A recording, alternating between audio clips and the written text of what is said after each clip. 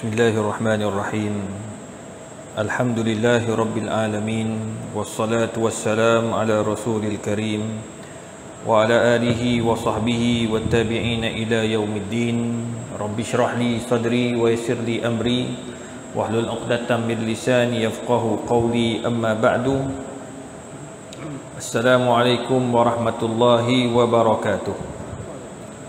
Pertama sekali kita bersyukur pada Allah Subhanahu wa taala kerana dengan izin dan limpah kurnianya, alhamdulillah, pada malam ini kita dapat sama-sama menyambung kembali kuliah kita dalam buku karangan Profesor Dr. Yusuf Al-Qaradawi yang bertajuk Halal dan Haram dalam Islam. Dan kita masih lagi membicarakan mengenai halal haram dalam perhiasan dan juga pakaian umat Islam. Jadi seperti biasa, kalau tuan-tuan perempuan ada sebarang persoalan, boleh WhatsApp atau SMS ke nombor 010 232 6621, 010 232 6621, khususnya bagi yang sedang menonton secara mayang. Tuan-tuan yang dirahmati Allah, hari ini kita akan bincang hukum az-zahab wal harir al-khalis haramun ala rijal. Seperti mana yang saya katakan sebelum ini, dan ulama jelaskan bahawa semua jenis pakaian ataupun perhiasan adalah dibenarkan untuk orang Islam tanpa sebarang pengecualian, kecuali beberapa saja. Tu bila orang kata Islam ni payahlah, itu tak boleh, ini tak boleh. Tak. Sebenarnya Islam tu mudah. Ada beberapa perkara je yang Islam tak benar. Macam baru ni saya tegur secara terbuka jugalah, kerana artis itu membuat secara terbuka, bukan sekali pertama, beberapa kali. Jadi dah banyak kali kita pun tengok apa nak jadi kan. Orang awam duk tengok, orang awam duk buat. Jadi saya pun hari ni kita mudah, ya, wartawan tak payah telefon, saya tulis saja dalam Facebook saya tu akan dijadikan rujukan. Jadi alhamdulillah, utusan Kosmo dan beberapa yang lain telah menyebarkan dan membawakan kepada kebaikan, insya-Allah. Islam tak pernah larang orang perempuan ataupun lelaki, suami atau isteri nak mandi buih. Nak mandi, nak makan buih, minum buih, kau minumlah, tapi dalam rumah. Tutup, tak payahlah di live kan atau diwawarkan kepada masyarakat. Jadi orang pakat tengok ni, bini kau, suami kau duk mandi dalam batap penuh dengan buih. Jadi kalau itu dicontohi oleh orang awam, maka orang awam akan buat. Oh, kata baguslah artis tu buat, maka kita pun kena buat. Sekarang ni orang tak tengok apa geng masjid buat, orang tengok apa artis buat. Tu sebabnya Nabi sebut, la'anallahu al-fannanina wal fannanat. Allah laknat golongan artis dan juga golongan artis lelaki dan perempuan. Kenapa? Sebab benda macam ni kan. Tapi kalau artis tu mengajak kepada kebaikan, jadi orang yang berdakwah. Dakwah ni tak semesti datang masjid. Dakwah tak semesti datang pergi rumah, ketuk rumah ke rumah. Tak. Artis boleh berdakwah. Artis pakai tudung, dakwah. Ni Alofa pakai tudung, dakwah. Berapa ramai orang pakai tudung sebab ni Alofa. Nampak tak? Jadi maknanya benda-benda macam ni kita jangan sempitkan konsep dakwah tu. Dakwah ni untuk semua. Jadi itu sebab kita cubalah sampaikan. Macam kita kat masjid, buat cara masjid. Buat cara masjid. Sekarang ni pun orang duk bising lagi bila kita sebut tentang masjid ni. Allah, saya pun tak faham lah. Orang duk sebut tentang rapatkan soft. Tunggulah. Sekarang ni JAKIM dah cuba mengajak ataupun cuba mencadangkan. Dia rapatkan soft ni, urusan masjid ni ataupun urusan surau di bawah Duli Yang Maha Mulia Sultan-Sultan. Setiap negeri dia ada sultan. Jadi sultan yang boleh tentukan atau mengizinkan rapat atau tidak, atas nasihat mufti, Jabatan Agama Islam negeri-negeri, dan juga KKM. Semua tu ada mainkan peranan. Jadi kita serah kepada pihak yang berwajib. Sekarang ni masalahnya, datang tak masjid. Ranggang-ranggang macam ni pun tak ramai orang. Dia orang ni banyak sembang kari dah tuan-tuan. Letih. Nak rapat, datangnya tidak. Berebut nak datang solat berjumaat. Solat fardu tak datang, subuh tak datang. Orang kata, ustaz saya sibuk lah ustaz. Allah, ada KSU subuh boleh datang. Kita sekadar orang kata apa, jawatan rendah pun tak boleh datang. Kadang-kadang kita ni banyak sangat excuse. Subuh tak boleh datang. Oh saya tak boleh lah, kena keluar awal. Okey, subuh tak boleh datang, tak apa. Zuhur, oh sibuk lah ustaz, tak boleh, ada mesyuarat lah. UKM, dalam UKM tu saja berapa banyak fakulti, berapa ramai yang datang. Semayang fardu zuhur asar, renggang-renggang ada 3 saf. Kalau rapat saf mungkin 1 jam, 1 saf setengah. Itu dalam UKM tu. Sekarang ni kehadiran 100%. Sama je tuan-tuan, mana-mana pun sama je. Jadi itu sebabnya kita ni banyak sangat nak bercakap tetapi aplikasinya kurang. Kita duk salahkan mufti. Mufti tu biarlah kerja mufti. Mufti kerja dia akan bagi nasihat. Jabatan agama, pengarah-pengarah jabatan agama, bukan dia orang duk senyap. Dia orang pun bagi tahu. Kita yang tak kenal jangan komen. Saya yang kenal pengarah jabatan agama Islam. Saya yang kenal mufti-mufti. Saya kenal dia orang ni. Tiap-tiap minggu duk mikir macam mana nak sampaikan ni. Bila sampai kita ada KKM, kita ada tu. Jangan samakan masjid dengan padang bola. Padang bola tu kan tak ada orang. Kalau dia orang positif lah, bukan masjid. Surau ni tak jadi masjid atau surau tempat penyebaran. Orang takkan cakap, orang takkan burukkan Islam. Orang tak kata ni masjid. Dalam proses lah, kita pun tadi pun masa saya jumpa dengan penasihat Perdana Menteri pun benda yang sama juga. Saya cakap, kata dah sampai masa untuk kita boleh rapat-rapatkan, cuba cadangkan lah. JAKIM hanya boleh mencadangkan, tapi aplikasi negeri-negeri nak buat negeri akan negeri dia punya ada kuasa authority. So JAKIM tak boleh masuk campur. Tuan-tuan dan puan yang dirahmati Allah. Jadi hari ini kita nak bincang tentang apa? Tentang pakaian az-zahab wal harir. Boleh ke tidak orang lelaki atau perempuan pakai emas ataupun sutera yang penuh? Sutera ni banyak. Hari ni kalau tuan-tuan perempuan pergi ke Terengganu, tuan-tuan boleh tengok sampin. Saya ada jumpa satu sampin. Saya pergi ke Pasar Payang kan. Itu saya tegur pasar tu. Ada satu kedai tu lah. Saya pergi tengok je, ambil gambar. Saya tengok, pegang. Bila pegang, biasalah orang ni bila tengok kita datang, dia ambil gambar tu. Dia ambil gambar. Saya tu pegang macam tu. Pegang. Nilai sampin tu 29,000. Sampin ni macam rasa boleh beli berapa buah motor?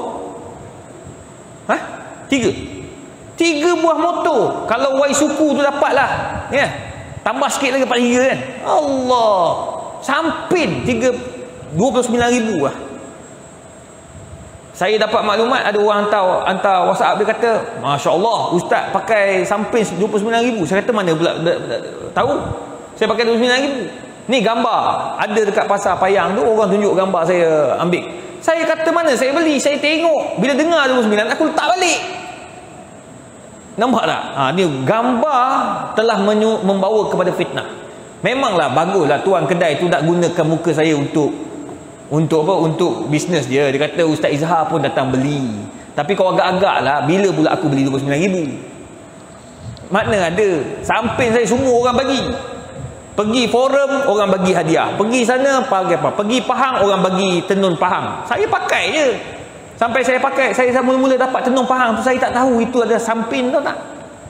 Pergi jahit apa semua, pakai. Orang rumah kata, bang, apa pakai kain plekat pergi forum?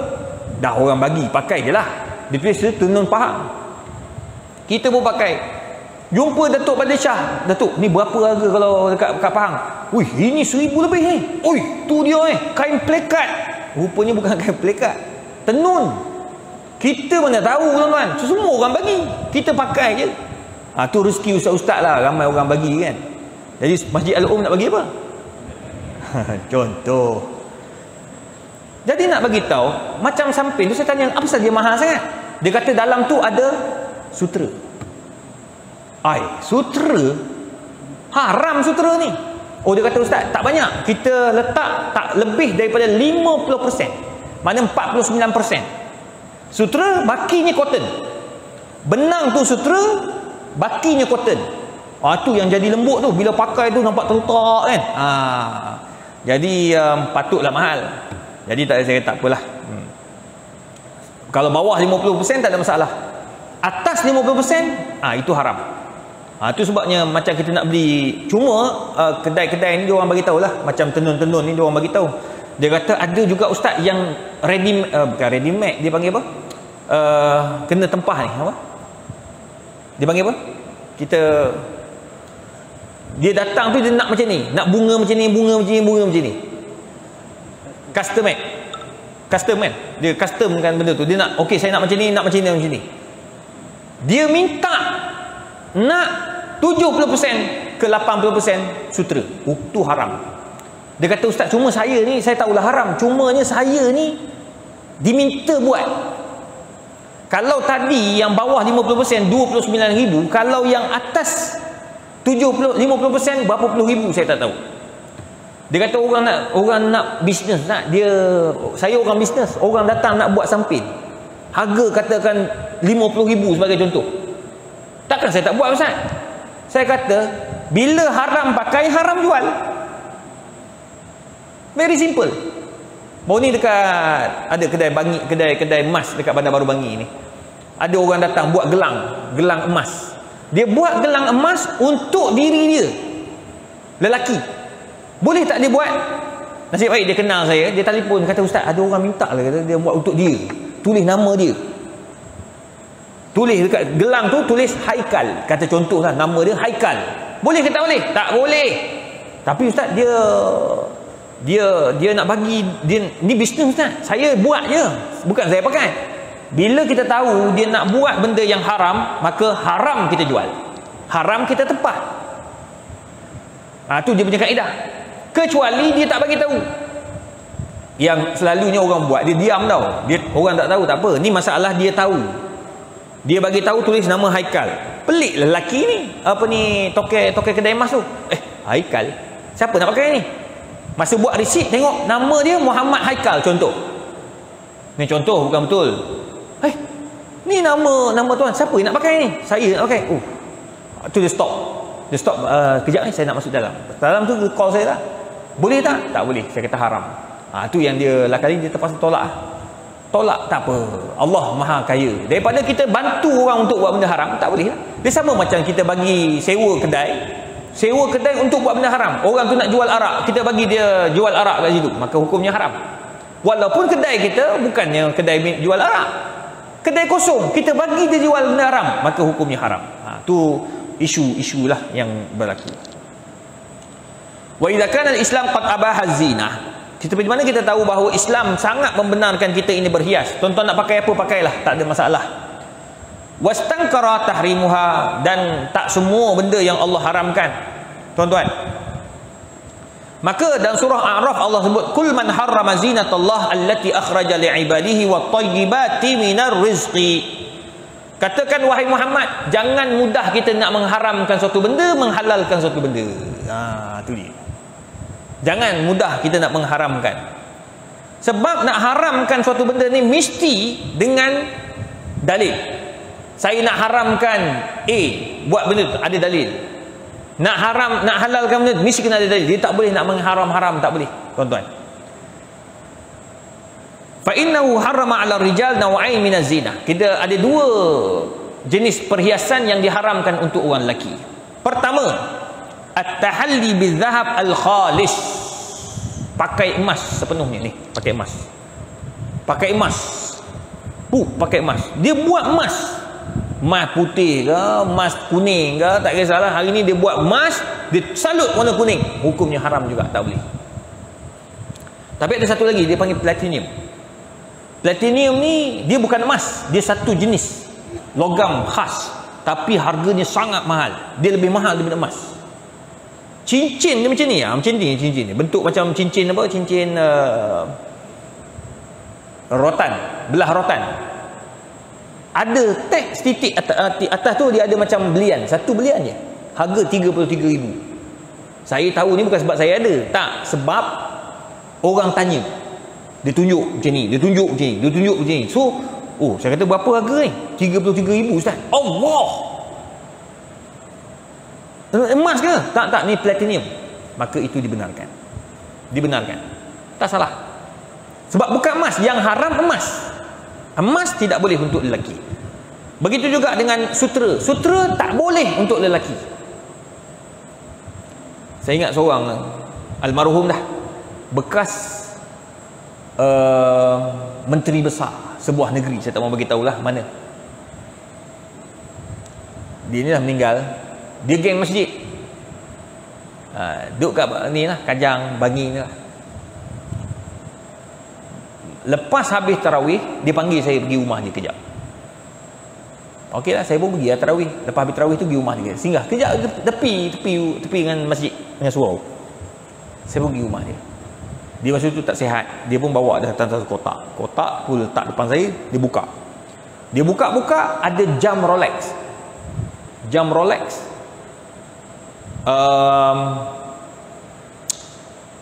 Warna dia memang emas. Kilat. Saya tengok macam emas, macam gelam emas dah. Ush, saya kata Masya Allah.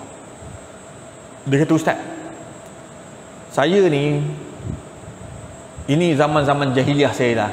Dia kata, saya beli daripada kawan saya. Dia perlukan duit masa tu. Jadi sekarang ni saya dah tak pakai lah. Tak pakai. Masa saya beli tu 100,000 lebih. 100,000 lebih jam tu. Sekarang nilai dia lebih 500,000 masa tu. Uish, saya kata mahalnya. Sebab dia ni tak ada satu komponen yang bukan emas. Yang lain semua emas. Lepas tu dalam tu ada merah-merah. Saya pun tak tahu apa merah-merah tu. Saya tanya apa benda. Tu dia katanya delima. Batu delima. Delima kecil-kecil kat rok. Ui, patut 500,000. Dia kata, Ustaz,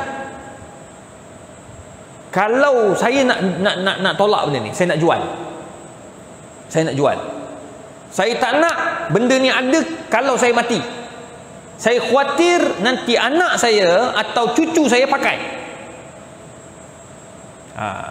Jadi boleh tak saya nak jual? Tu nak beritahu. Walaupun zaman jahiliah tuan-tuan, tapi alhamdulillah dia taubat, dia tak nak. So saya kata jual lah.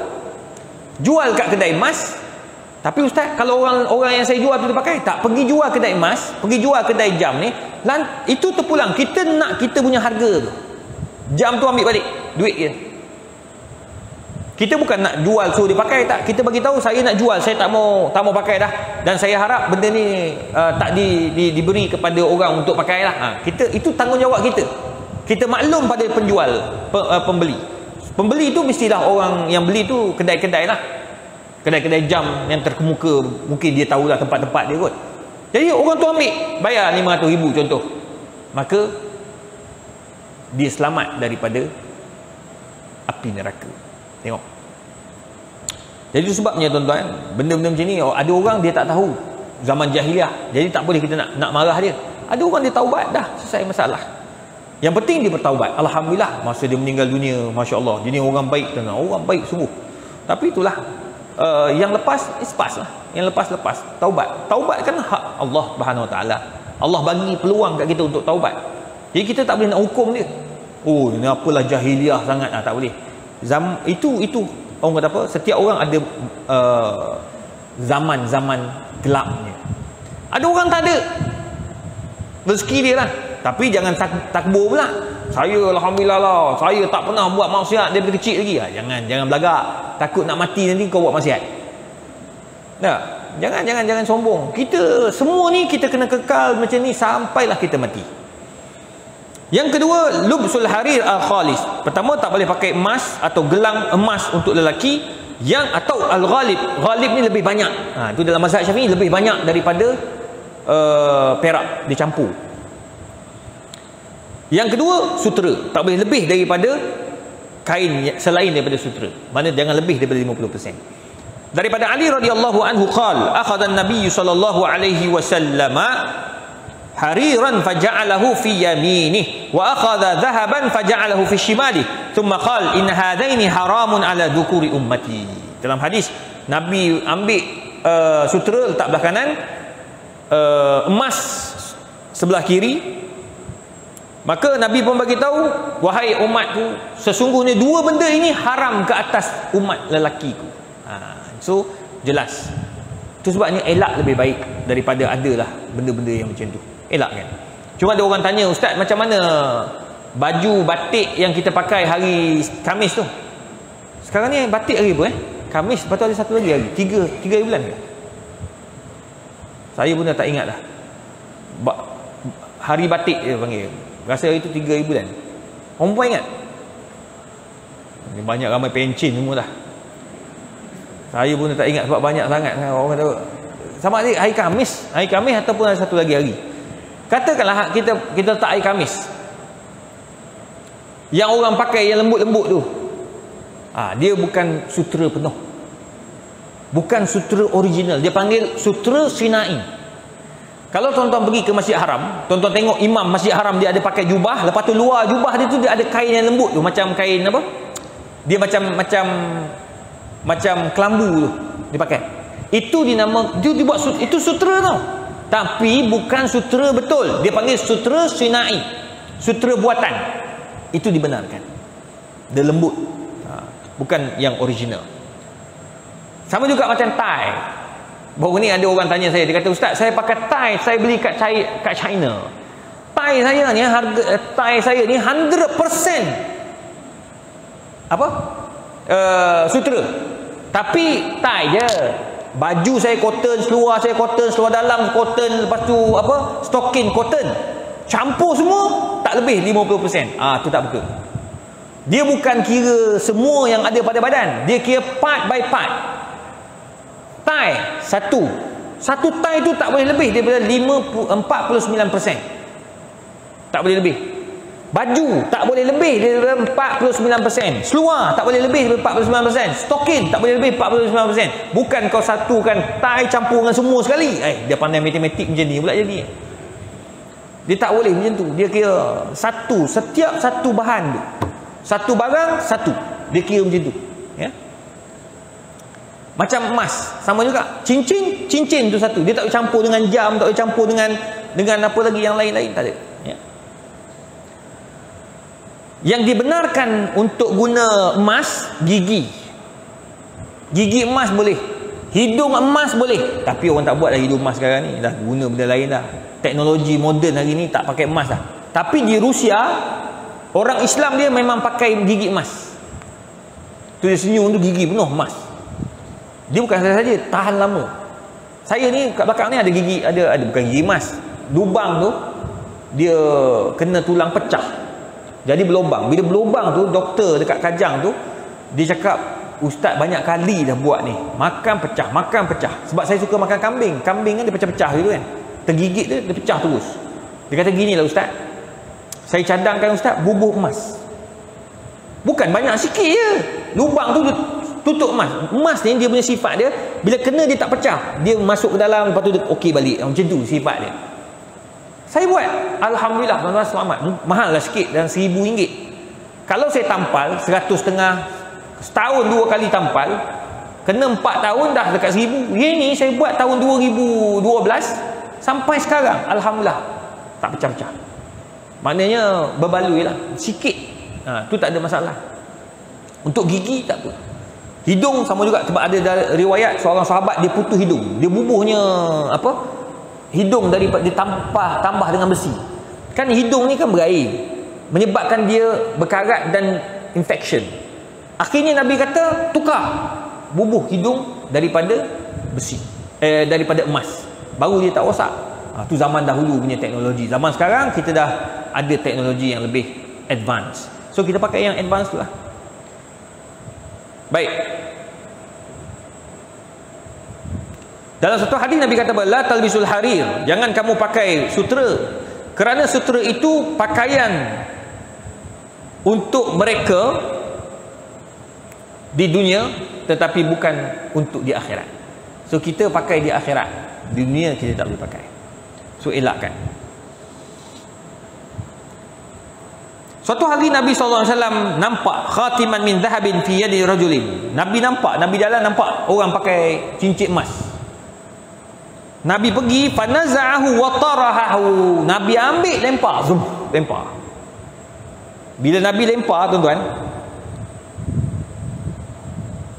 fanaza'ahu wa tarahu wa qala ya'mudu ahadukum ila jamratin min nar fayaj'aluha fi yadihi. Dia tanya, macam mana kamu ni sanggup meletakkan jari jemari kamu dalam neraka dengan menggunakan emas tu? Jadi Nabi lempar dah, buang.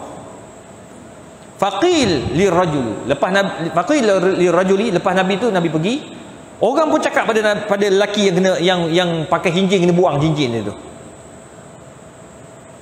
Khuz khatimak intafi' bih.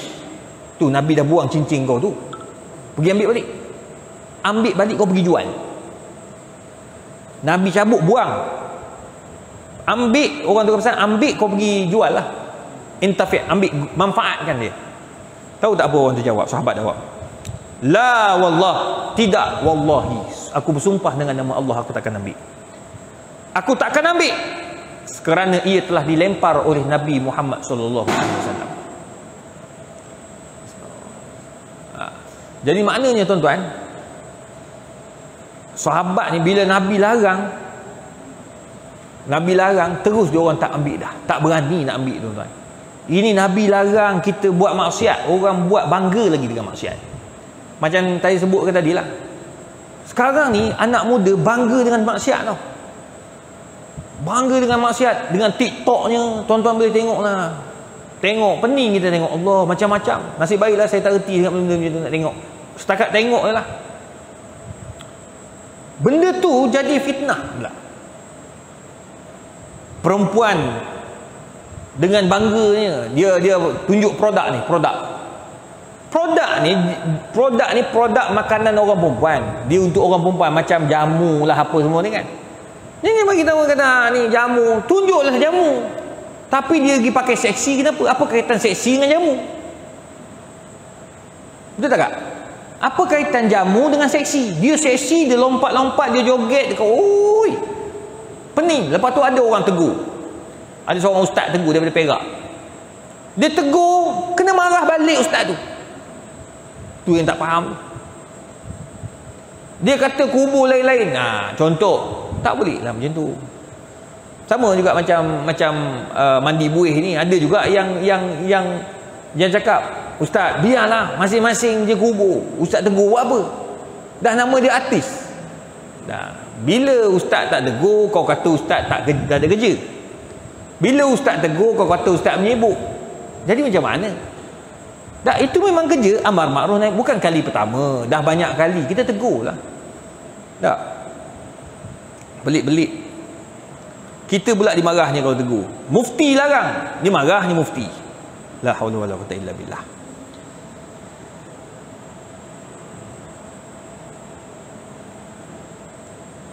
Begitu juga dengan cincin. Ma narahu indal mutrifin min qalbi dhahab wa sa'ati dhahab wa qaddah wa la'ah al-dhahab wa albatu dhahab lisujjayin. Ada orang dia sampai dia punya apa, dia punya, orang kata apa, minat pada emas ni, orang lelaki lah. Pen daripada emas tak boleh, hukumnya haram. Apa lagi? Jam daripada emas, hukumnya haram. Apa lagi? Qalam daripada emas. Ada satu dia tunjuk orang Arab punya, ni orang Arab yang kaya-kaya lah ni. Orang Arab ni tuan-tuan jangan kata orang Arab ni semua masuk syurga, tak. Abu Jahal, Abu Lahab, Arab, neraka tempat dia. Tuan-tuan pergi Arab, kadang-kadang sampai kita fikir, dia orang faham Quran, dia orang faham hadis, dia orang buat macam tu. Macam berlaku kan dekat Arab Saudi, yang dia orang buat apa, buat majlis kan. Jangan tuan-tuan pelik orang Arab macam tu, sebab dia orang pun manusia. Jadi adalah dia tunjuk kekayaan seorang hamba Allah ni, orang Arab. Dia punya jamban daripada emas. Jamban dia tu, tempat keluar tahi tu, emas. Saya kalau lah masuk nak suruh berak, tak jadi berak saya. Tak jadi. Sebab apa? Emas. Tempat tandas emas, basuh tangan emas, semua emas dalam tandas dia tu. Sebab dia terlalu kaya. Adakah diharuskan? Haram. Emas tidak boleh digunakan untuk manafik kehidupan. Hatta frame daripada perak pun tak dibenarkan. Nanti kita akan bincang lah ni. Tu dia detail benda tu. Jangan main-main. Benda tu haram. Emas boleh orang perempuan guna je, manfaat. Perak orang lelaki boleh guna untuk perhiasan, tu saja. Tapi untuk manafik, untuk minum, pinggan, untuk jadikan mangkuk, untuk jadikan sudu, untuk jadikan frame, untuk jadikan perhiasan, semua tu tak dibenarkan, haram. Walaupun perhiasan untuk orang perempuan, dia buat frame dia daripada emas, haram. Tak boleh. Sebab apa? Frame emas orang miskin kat luar ramai. Tengok sampai peringkat tu. Ada pula kata, saya buat ni bukan apa, saya terlebih duit, jadi saya buat ni bukan apa, saya keluar zakat. Zakat tu tak boleh, hukumnya haram. Tapi cincin nak buat, cincin emas tak salah. Baru ni ada seorang, dia ni bukan artis, tapi orang kata apa, business woman yang terkenal lah. Dia punya cincin besar tu, tangan sama besar dengan tangan dia. Dia angkat tu cincin buat kita. Haram tak? Haram tak? Dia buat cincin untuk dia, tak haram. Tak haram, cincin tak haram. Cuma untuk apa dia buat macam tu? Kalau dia nak tunjuk dia kaya, tu dah takbur. Hukumnya haram sebab takbur, bukan sebab cincin. Sebab orang perempuan bomam boleh pakai cincin, cuma cincin dia besar. Ustaz, besar sangat Ustaz. Dia cincin, yang penting cincin tu cincin besar untuk perempuan, tak ada masalah. Sama macam gelang. Budak-budak muda hari ni dia tak suka tau pakai gelang macam makcik-makcik je. Sorry makcik. Budak-budak sekarang dia beli halus je. Lepas tu emas pula, emas putih. Macam makcik-makcik tak ada lah. Lagi besar, lagi afdol dia kata. Kalau pergi Kelantan, pergi Penang, macam tu, teng gitu. Bosor tu cincin. No. Tak apa, kita orang Kelantan memang gini. Besar. Dia pakai lagi besar. Salah tak? Tak salah. Tapi kenapa awak pakai macam tu? Pelik daripada orang lain. Nak menunjuk, maka hukum haram. Haram sebab menunjuk, sebab takbur. Itu je. Dia buat kalung dia, rantai besar tu bunga. Dah dia rasa dia boleh buat, pakai lah. Cuma bila dia tunjuk kepada orang fakir miskin, tu masalah. Cuma dia pun bagi tahulah, dia kata saya buat ni pun saya antara pembayar zakat besar kot. Cakap gitu. Betul lah, betul awak bayar zakat besar, tetapi jangan kita buat benda yang keluar daripada uruf adat biasa. Sebab nanti orang miskin akan kata, oi, kayanya dia sampai dekat tu, kita nak makan pun tak ada. Nampak? Sebab tak ada sebab dia buat macam tu. Tak ada sebab. Berbeza dengan tunjuk makanan dan minuman untuk bisnes. Tu lain. Dia ada Instagram, ada Facebook, dia tunjuknya makanan. Nasi Arab. Harga RM90. Lepas tu ada orang miskin jawab, dia tulis kat situ, janganlah tunjuk makanan, saya terliur. Orang ni dia jual, dia letak dalam Instagram dia letak dalam Facebook dia buat nak bisnes. Kalau tak tunjuk, macam mana nak jual? Dia lain, niat tu beza. Dia letak makanan yang lazat-lazat, yang sedap-sedap sebab dia nak jual. Dia tu businessman. Kalau dia jual nasi Arab, dia kena letak dalam Instagram dia nasi Arab, takkan letak tayar kereta. Itu orang jual tayar kereta. Orang perempuan jual tudung, dia kena letak tudung. Tu sebab saya kata, kadang-kadang saya jawab, saya bagi tahu juga pada masyarakat ni, jangan letak gambar makanan, nanti orang terliur. Orang miskin tengok terliur. Saya kadang-kadang saya tulis juga, orang miskin tak ada Facebook, tak ada handphone. Jadi orang miskin takkan tengok, jangan risau, dia takkan tengok.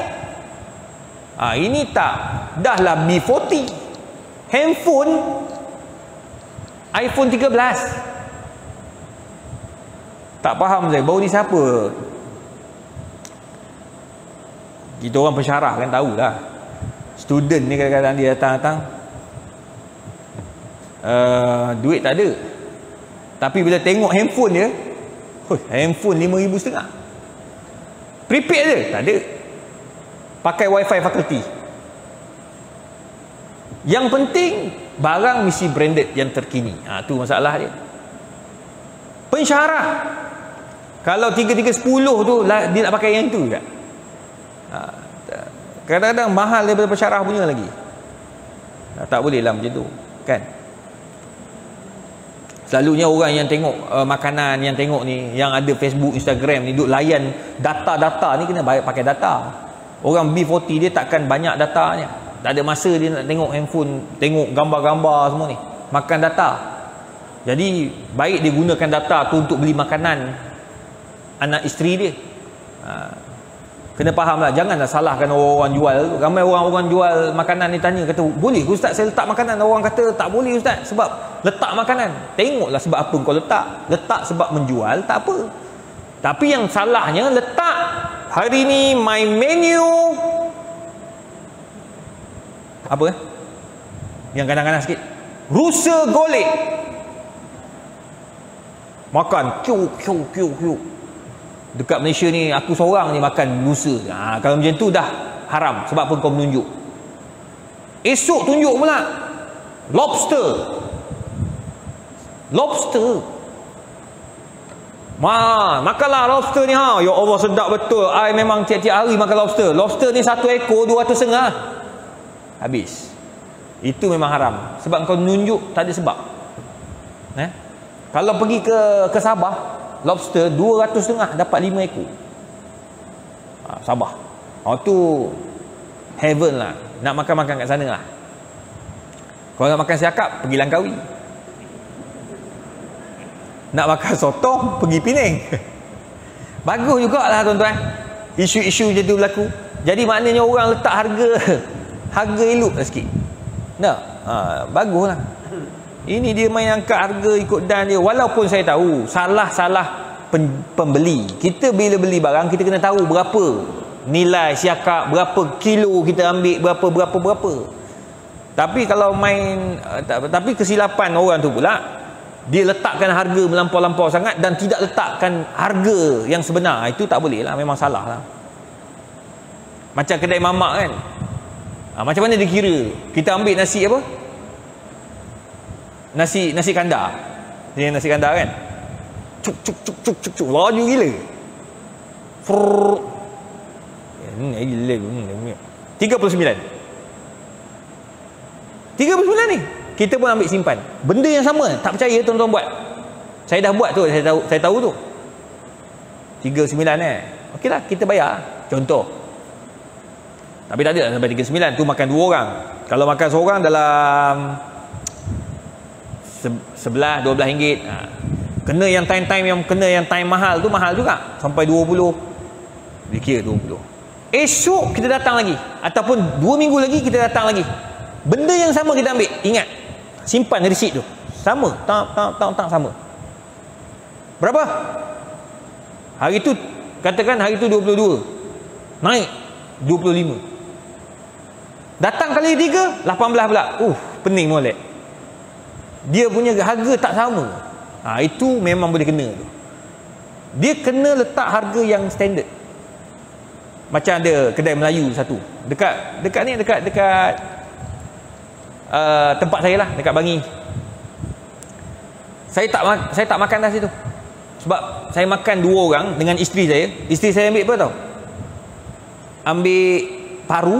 Rumah saya suka makan paru goreng. Paru, lepas tu sup urat keting. 2 tu. Lepas tu ikan kering. Okey. Saya paru, telur goreng. Telur apa? Telur rebus pedas. Lepas tu budu. Haji orang lama je. Kalau itu berapa haji rasa? Saya tak mau tanya orang muda ni semua mahal lah ke? Dia punya kopi pun mahal. Haji rasa berapa kalau yang saya makan tu? 2 orang. Anggaran berapa? 30. Tengok orang tua. Dia dah tahu, dia makan garam lebih lama daripada saya. Dia dengar, dia tahu lah RM30 lebih kurang. Betul lah. Sepatut 30 kan? saya punya RM51. Dua-dua air suam. Okey. Saya kena kali pertama. Diam. Kali kedua, pergi juga makan yang sama. Dapat orang lain pula kira. Dia tak ada kira kat situ. Okey. Berapa? RM42. Beza dengan yang pertama tadi. Macam mana pula lain pula? Makan sama. Tengok dia punya kuantiti lebih kurang. Okeylah. Saya pun cakap kat dia, gini ni adik, saya ni memang nak bayar cukai. Jadi setiap makan minum saya kena ada resit. Minyak saya semua kena ada resit. So boleh bagi saya resit. Saya nak resit betul Ayam ni berapa, apa ni, saya punya pedal apa tadi? Paru tu berapa ringgit? Ini berapa ringgit? Ini berapa ringgit nasi? Okey. Kita bagi macam ni Tak, saya nak detail. Saya tak nak pukal RM43 saya tak mau. Saya nak satu-satu. You ikut harga tu. Sebab ni untuk LHDN. Dia pun buat. Perempuan pula kira kat situ, kat cashier. Bagi-bagi RM27 jadi. Saya kata kenapa lain buat harga? Oh, dia kata adik tu silap kira. Adik tu silap kira. Habis yang dulu RM52 tu. Yang tu ada resit tak? Mana aku simpan. Tapi nak bagi tahu tuan-tuan, tu benda-benda macam tu tak boleh, tu haram. Sebab apa? Dia memain-mainkan harga. Dia jangan main-main. Undang-undang pun salah, hukum pun haram. Kecuali memang benda tu harga mahal, lain. Orang kita ni tuan-tuan, berniaga nak, tapi belajar hukum tak nak. Masjid buat belajar ilmu muamalat baru ramai. Dekat masjid-masjid kan, ustaz-ustaz, pensyarah-pensyarah datang mengajar macam mana nak jual beli tu. Nak main saham, berapa ramai? Ni sekarang ni berapa ramai main saham yang kena. Ada satu saham ni tutup lah. Orang Melayu yang ramai. Padahal mufti-mufti semua dah bagi tahu saham jenis macam tu jangan main, bahaya, risiko tinggi, bank negara pun tak lepas. Dah kena tipu. Ada yang sampai 700,000 saya jumpa. Budak muda lagi dah labur buat pinjaman 700,000. Kena tipu. Pelaburan yang tak patuh syariah. Itu sebabnya belajar. Dia apa-apa pun ilmu. Bab jual beli pun kena ada ilmu, bab apa pun kena ada ilmu tuan-tuan. Kalau tidak susahlah macam ni. Wa rukhsa fi lubsil harir idza kana li hajatin sahihah. Dibenarkan kita pakai sutera jika ada keperluan yang sangat-sangat yang dibenarkan oleh syarak. Faqad adzina alaihi salatu wassalam bi lubsihi li Abdurrahman bin Auf wa Zubair bin Awam radhiyallahu anhuma li hakkatin kanat bihima. Kita boleh pakai selain boleh pakai sutera 100% apabila kulit kita ada masalah. Kebetulan ada saya jumpa seorang baru ni, dia kena penyakit kulit yang kronik. Dia kalau pakai baju cotton, betul Nabi buat tu. Bila pakai baju cotton, dia gatal, menanah. Lah kali doktor pakar HQM tu dia kata pakai sutera. Dia pakai sutera, sejuk dia punya kulit dan tak gatal. Dia pakai sutera 100%. Ini pakar kulit ni. Dia kata, ustaz, betul what Nabi buat. Tapi yang pelik ni, macam mana Nabi boleh tahu sedangkan zaman Nabi tak ada pakar kulit macam saya? Tengok, Nabi SAW dia bukan orang biasa. Itu Rasulullah SAW. Bila Nabi benarkan, mesti ada sesuatu. Bila Nabi haramkan, mesti ada sesuatu. Bukan Nabi haramkan senang-senang atau mudah-mudah begitu ya. Tuan-tuan dan puan yang dirahmati Allah. Baik. Falsafah pengharaman kepada lelaki, insya-Allah kita akan bincang pada pertemuan yang akan datang. Sementara nak tunggu azan tu, kita buka soalan. Ada soalan masuk. Assalamualaikum Ustaz, apa hukum solat Jumaat di luar pagar masjid? Ada ustaz kata sah, ada kata tak sah. Tak sah apabila lebih daripada 300 meter. Lebih daripada 300 meter tak sah kalau tak bersambung. Kan ada yang viral tu, saya yang viral tu, letak dalam Instagram, viral berjuta orang tengok. Dia kan masjid tu masjid tutup, jadi orang semayang kat luar masjid, dia semayang kat bawah-bawah tu semua. Orang nak semayang Jumaat, Takkanlah AJK masjid nak larang, takkan polis larang, tangkap semua, tak ada. Polis pun tahu dia pun orang Islam. Dia orang semayang kat luar tu sah tak? Sah. Sebab tidak kurang, tidak lebih daripada 300 meter di antara masjid dengan katakan itu soft yang terakhir. Orang terakhir daripada orang ni sampai ke tempat orang semayang tu jangan lebih daripada 300 meter. Benda ni pun dah dijawab lah, tak ada masalah. So dibenarkan. Tapi sekarang ni apa isu dia? Dah boleh masuk masjid kot. Wilayah persekutuan boleh masuk semua, tak ada masalah. Bahkan dia punya soft pun dah rapat-rapat sikit. Bukan rapat sangat, dia kurang, dia 1 meter gitu. Dia tak 1,5 meter. Kita berapa? Kita Selangor ni berapa ni? Semeter? 1 meter? 2? 1,5 kan? Kita masih 1,5. Ada tempat masjid dah rapat. Rapat pun bukan rapat sangat lah. Macam di Pahang dia rapat tu dia separuh meter. Dia tak semeter, 1 meter. Ada di wilayah 1 meter. Ada setengah di Pahang Sultan izinkan untuk 1 meter, bawah 1 meter. Tapi masih renggang juga. Rapat-rapat belum lagi lah. Dah azan ke? Belum kan? Belum. Okey. Assalamualaikum Ustaz. Jadi datanglah masjid. Saya tanya masjid kat wilayah persekutuan tu dekat Putrajaya tu. Ni bila saya cakap orang kata, Ustaz, Putrajaya Ustaz, mana ada orang duduk kat masjid besi dengan... Saya tak cakap masjid besi. Saya cakap sekarang ni surau dan surau Jumaat di bawah bangunan. Putrajaya tu 99% orang Melayu Islam. Surau bawah Jumaat. Surau Jumaat boleh dapat 2 orang, boleh dapat 2 soft je. 2 soft saja. Atas tu rumah. Ni, saudara kita duk ikut selalu ni. Betul kan? Malulah kita ni orang Islam. Duk cakap, duk marah ke mufti. Renggang-renggang, tak bincang. Apa ni mufti tak bagi nasihat. Sekarang ni dah bagi masuk masjid pun tak datang. Bagi surau tak datang. Berebut nak datang Jumaat je. Mentaliti kita ni Jumaat yang datang masjid. Saya duduk Arab lama. Orang Arab dia jadi tabiat.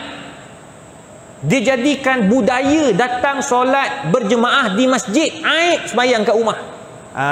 Nampak tak? Kalau semayang kat rumah, bini pelik.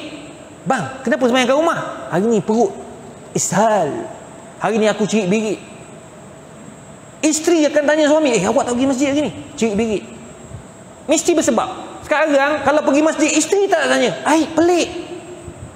Nak mati ke? Jangan macam tu tuan-tuan. Kita kena budayakan datang masjid ni. Bukan Jumaat saja.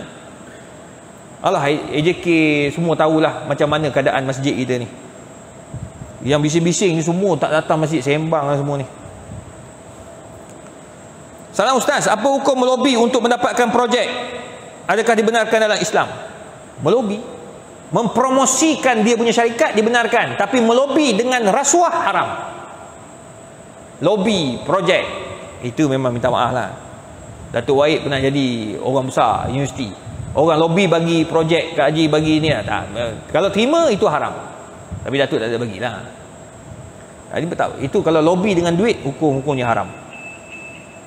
Okey, kita bagi azan. Ada 2 soalan nanti saya ambil. Lepas tu kita tutup. Wallahu a'lam.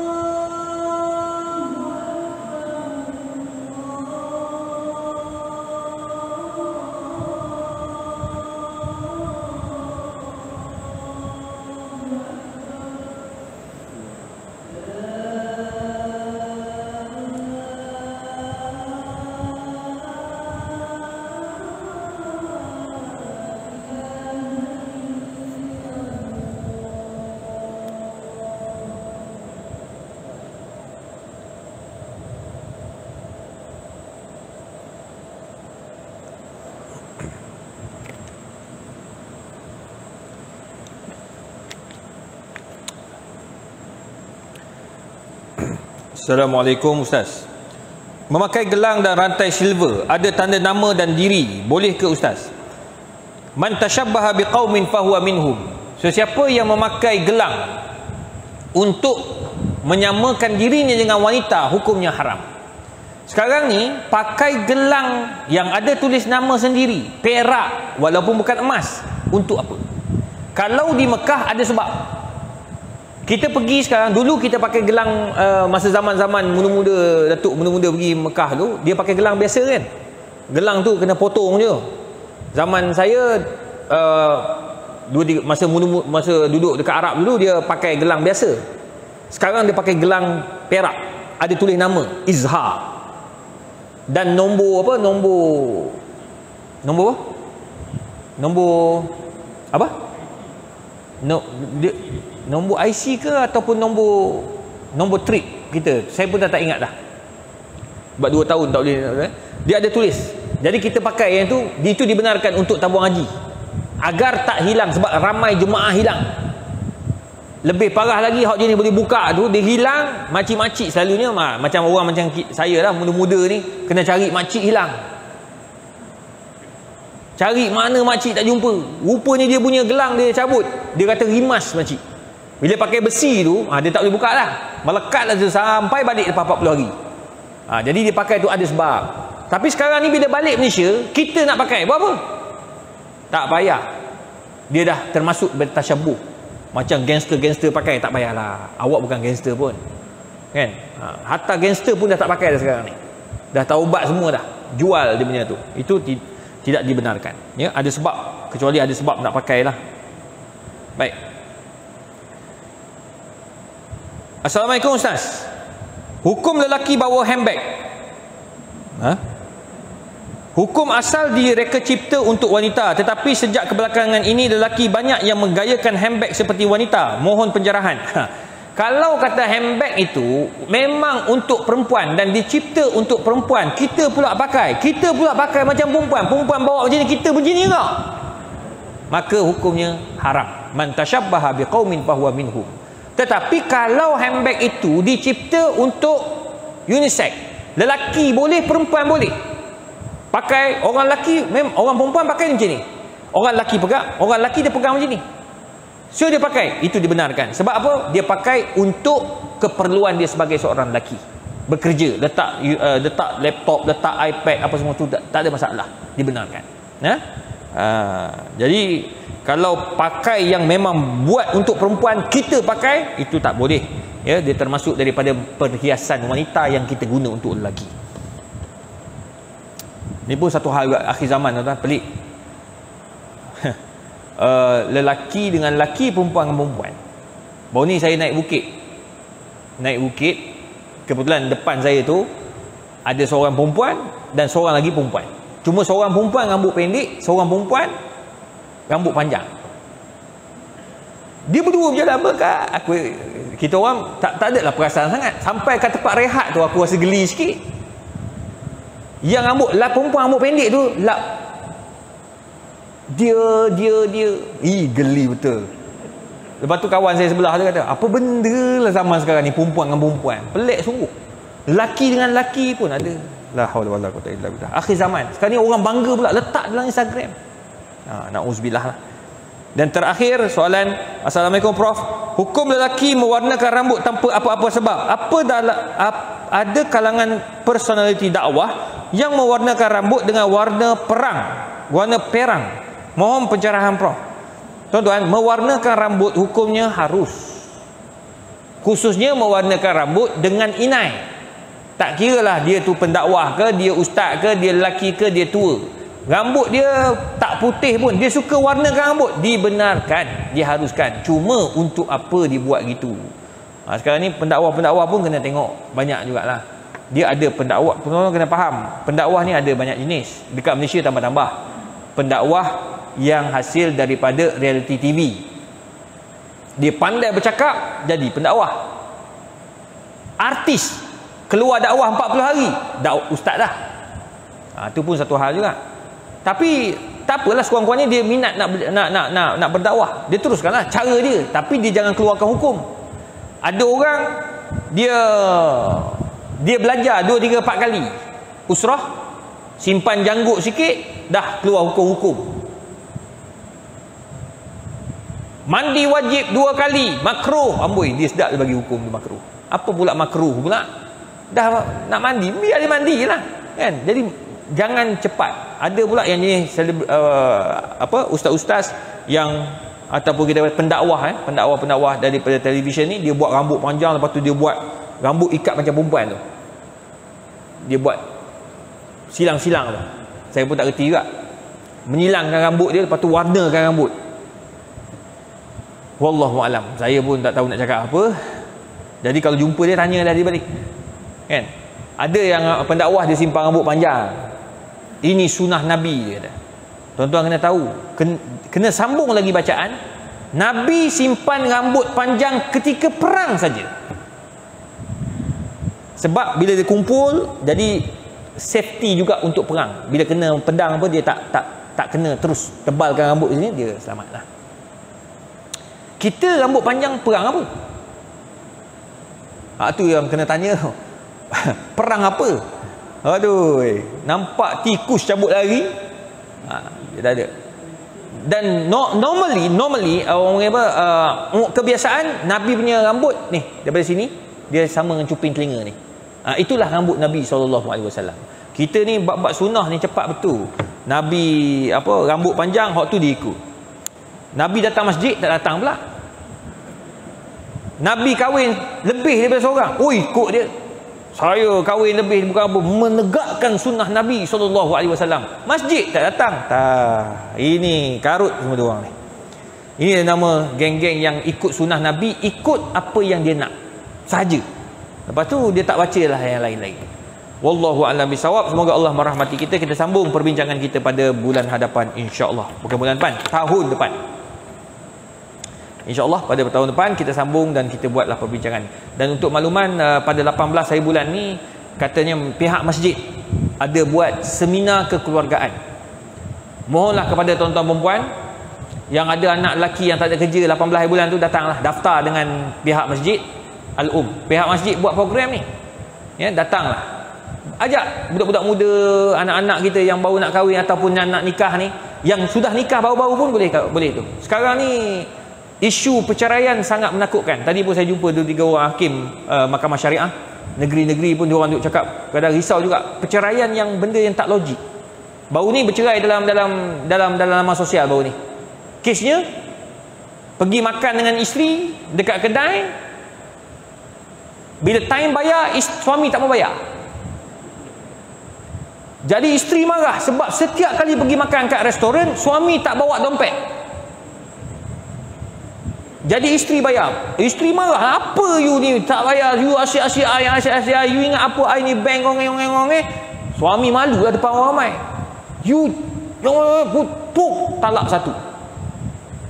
Isteri dah bengang dah, elah talak 1 lebih lah sikit. Dia boleh sembang-sembang pula tu. Suami marah, ambil talak 3 dia bagi. Hanya kerana bayar bil dekat hospital, dekat kedai makan. Ni pelik-pelik. Jadi tuan-tuan, ni masjid nak buat, dipanggil pakar-pakar ni. Panggil pakar-pakar. Jadi tuan-tuan boleh suruh anak-anak kita daftar. Dan baru ni pun kita bincang di peringkat JAKIM pun, macam mana nak jadikan institusi kekeluargaan ni lelaki tu jadi utama. Sekarang ni banyak orang perempuan yang datang masjid pun orang perempuan, yang muda-muda tak datang. Tu jadi bila balik ke rumah dia nak mentadbir isteri macam mana?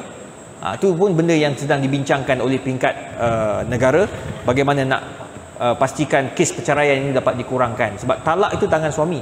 Sebenarnya kalau suami dapat mentadbir dengan baik, insya-Allah, ya, wallahu a'lam bisawab. Jadi dia boleh daftar untuk 18 hari bulan, boleh bertanyalah kepada pihak masjid, insya-Allah. A'udzubillahi minasyaitonirrajim. Bismillahirrahmanirrahim. Alhamdulillahirabbil alamin. Hamdan hamidin, hamdan syakirin. Allahumma faqihna fid din wa 'allimna at-ta'wil. Allahumma yassir wa la tu'assir ya mujibad da'awat. Wa sallallahu ala sayyidina Muhammadin wa ala alihi wa sahbihi wasallam. Taqabbalallahu minna wa minkum.